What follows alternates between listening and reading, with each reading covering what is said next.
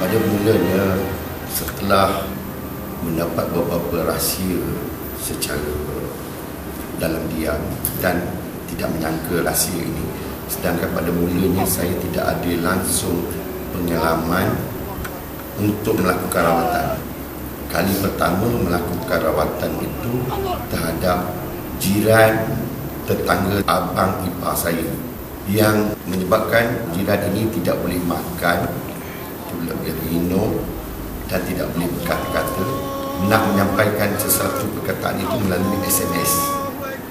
Jadi setelah berhasil daripada usaha yang pertama, saya menjangkakan boleh membantu orang lain, maka saya menubuhkan pusat rawatan.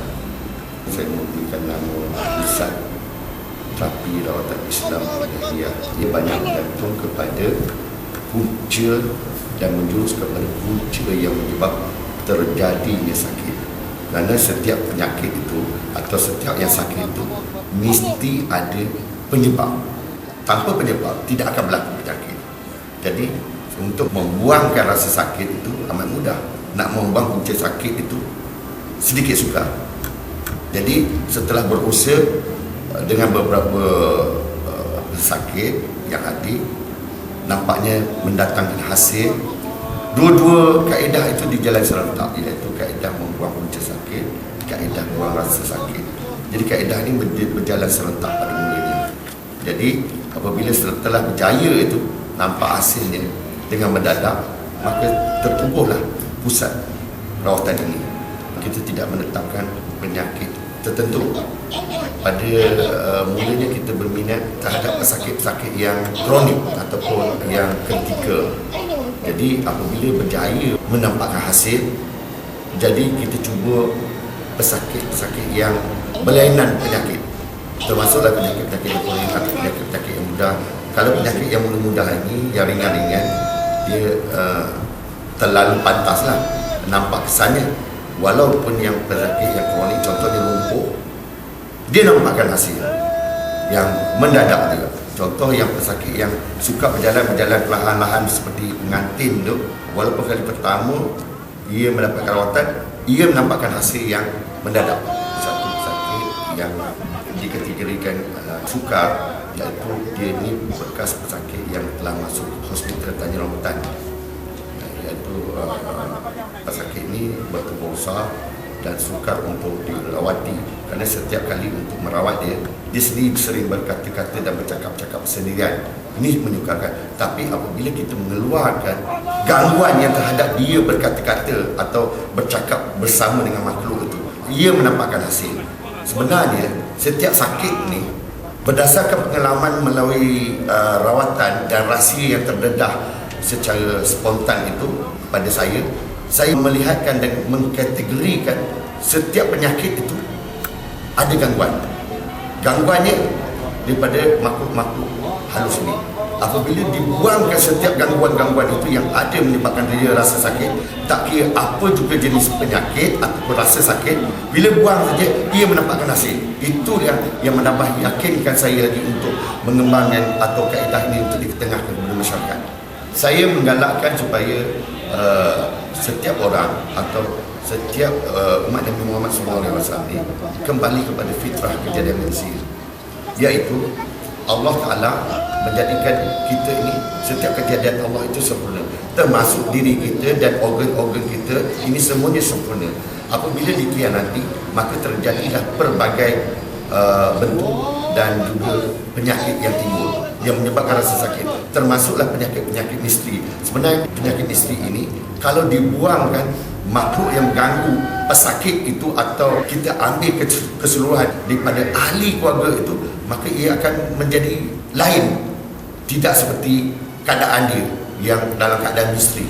Cara kita merawat di sini tidak menggunakan jampi dan mentera, tapi kita menggunakan takbir, Allah Akbar, Allah Akbar, Allah Akbar, bertujuan menjuruskan kepada kedudukan makhluk-makhluk. Contohnya di bahagian-bahagian sendi dia akan menduduki, ataupun di bahagian dalam urat-urat dia menduduki, atau dia membawa racun yang berbagai-bagai bisa yang dicampur aduk, apabila diambil dan dituju dan dikeluarkan ke semua dikatakan racun tadi atau sihir tadi atau makhluk tadi, maka pesakit akan merasa lega. Serta-merta boleh dapat rasa oleh pesakit, ataupun kalau pesakit itu pesakit bahagian dalaman, mana pesakit sendiri dapat merasai. Kalau pesakit itu suka berjalan, orang lain juga dapat melihat hasilnya serta-merta.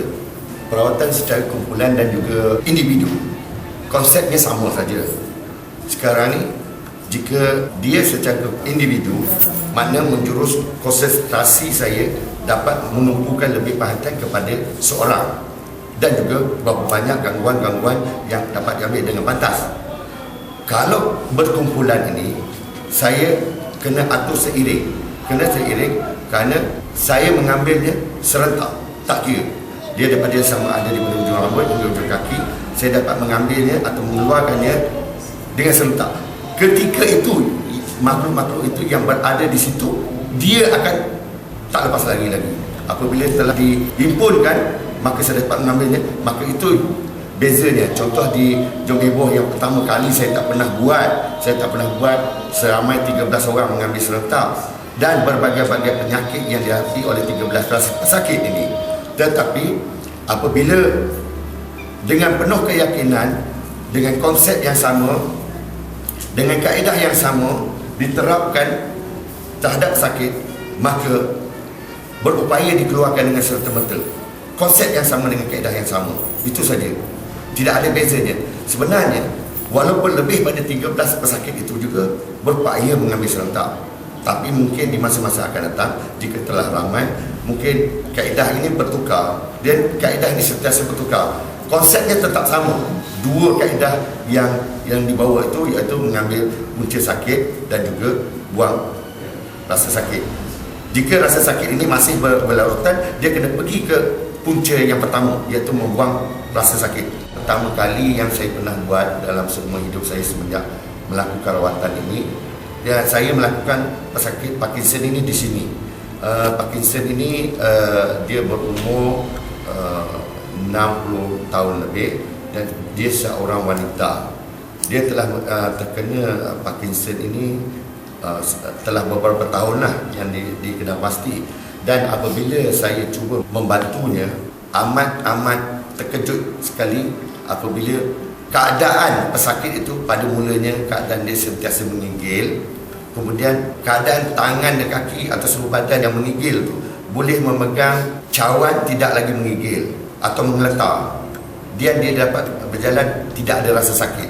Apabila kita meminta dia memegang sebuah buku itu pun tidak nampak menggeletar.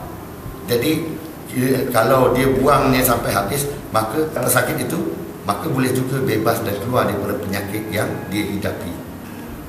Pesakit ini dia bersisik daripada kepalanya hingga ke kaki. Pesakit ini pada mulanya dia dipimpin hadir datang ke sini. Kemudian apabila dirawat selama hampir 4 jam, kemudian hasil di akhir rawatan itu, setelah kita membuang segala gangguan-gangguan yang ada menyebabkan terjadinya gatal-gatal, menjadikan dia kulit-kulitnya bersisik, kering, dia panas seluruh badan, kita dapat keluarkan daripada tubuhnya. Apabila dapat keluarkan daripada tubuhnya, maka pesakit ini pada mulanya dia tidak boleh duduk di bawah. Setelah rawatan, dia dapat duduk di bawah. Setelah dapat duduk di bawah, sebelum ini dia tidak boleh bangun dengan sendiri. Apabila telah dibantu beberapa kali, pesakit ini berupaya duduk di bawah dan juga boleh bangun dengan sendiri dan duduk dengan sendiri. Beberapa kali kita telah cuba, ia berasa ringan tubuhnya.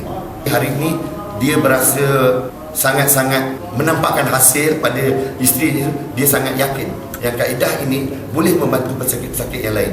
Kita menggalakkan supaya tidak dibedah, supaya tidak dipotong mana-mana anggota, supaya ia dapat diselamatkan lebih awal.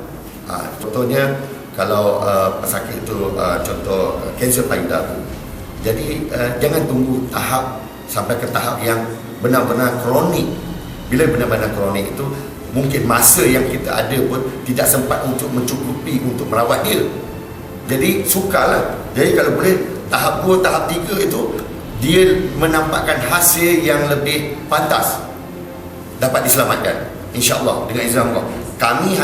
Saya hanya tahu rahsianya, dan itu rahsia yang saya guna pakai, dan itu dapat menyelamatkan pesakit-pesakit. Itu yang saya ketengahkan sekarang, dan akan datang banyak lagi bukti-bukti yang pesakit-pesakit yang boleh diketengahkan melalui kaedah ini.